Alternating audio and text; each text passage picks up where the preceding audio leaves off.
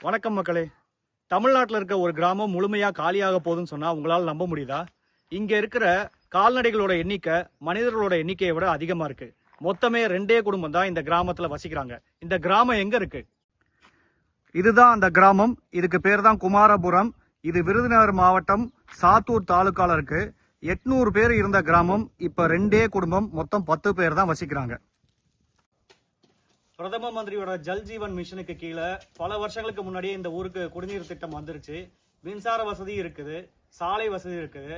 ஆனா எதனால இந்த ஊர் மக்கள் ஊரை காலி பண்ணிட்டு போயிருக்காங்க? ஊர்ல மக்கள் வீடு வேலை வெட்டி இல்லாம இருந்துச்சு, அப்ப ரோடு இல்லாம இருந்துச்சு. இப்ப அவங்க கொஞ்சம் போன வெட்டி தான் ரோடு போட்டாங்க. அவங்க ரோடு போட்ட வெட்டி இப்ப 10 வீட்டுக்கு மேல போயிடுச்சு. நாங்க வேலை வெட்டி இல்லாதனால எங்களுக்கு வசதி இல்லாதனால நாங்க இங்க இருக்கோம். ரோடு போட்டு எத்தனை வருஷம் இருக்கும்? ரோடு போட்டு 10 வருஷம் இருக்கு. இப்ப நீங்க உங்க பேர குழந்தைகள் இந்த மாதிரி இருக்கீங்க? சரி சரி. நாங்க வேலை வாய்ப்பு அங்கிட்டு இல்லை. நான் எங்களுக்கு போறதுக்கு அவ்வளோ வசதி இல்லை. நிலம் வாங்க வசதி இல்லாத நாங்கள். உங்க பேரு பாட்டியம்மா? என் பேர் லட்சுமி. லட்சுமி. உங்களுக்கு என்ன வயசாகுது?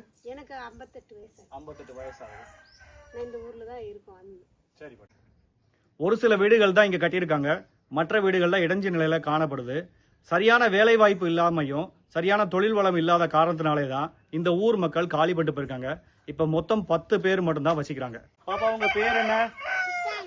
இசானா. என்ன வயசாகுது உங்களுக்கு? 2 வயசு ஆகுதா? சரி சரி சரி. உங்களுக்கு 3 வயசு ஆகுதுன்னு உங்க பாட்டியம்மா சொன்னாங்க.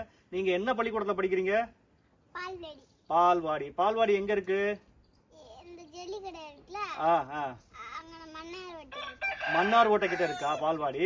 சரி சரி. எப்படி இங்க இருந்து ஸ்கூலுக்கு எல்லாம் போயிட்டு வரீங்க? உங்க தாத்தா வராரு, உங்க பாட்டியம்மா கொண்டு போய் விட்டு வராங்க. அப்படிதான் தினமும் போறீங்களா? ஸ்கூலுக்கு நடந்து போறீங்களா, வண்டியில போறீங்களா?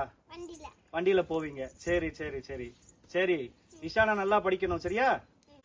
கிராமம் முழுக்க இந்த மாதிரியான கால்நடைகள் நிறைய இருக்கு. இருக்கிற 2 குடும்பங்களும் அவங்களுக்கு தேவையான கால்நடைகளை வளர்க்குறாங்க.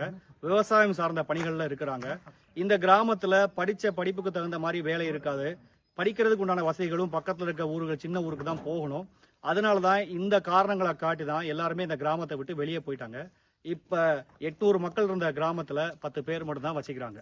முக்கியமான விஷயம், இந்த ஊர்ல ஊரக பகுதிகள் சார்ந்த வேலை, அதாவது விவசாயம் சார்ந்த பணிகள், அதனுடைய திட்டங்களை பத்தின அறிவு இந்த மக்களுக்கு வந்து சேர்ந்தாலே போதுமானது. அதை விட அடிப்படையா தேவைப்படுறது இந்த ஊரோட பாதுகாப்பு தான். இங்க இருக்க அந்த 2 குடும்பத்தோட பாதுகாப்பு நல்லபடியா இருக்கணும்ன்றதுதான் என்னோட எண்ணமும் கூட. நன்றி.